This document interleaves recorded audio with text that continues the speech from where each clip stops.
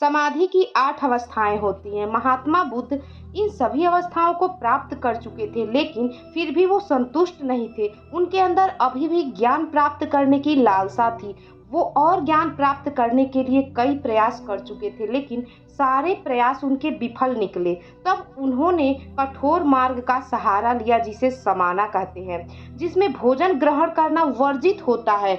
और महात्मा बुद्ध इस मार्ग को बड़ी ही कठिनाई पूर्वक अपनाते हैं, और जिस दिशा में भोजन मिलने की संभावना होती है, महात्मा बुद्ध उस दिशा में जाते ही नहीं थे। एक दिन महात्मा बुद्ध निरंजना नदी के तट पर पहुंचे। वहां तेज धारा प्रवाहित हो रही थी।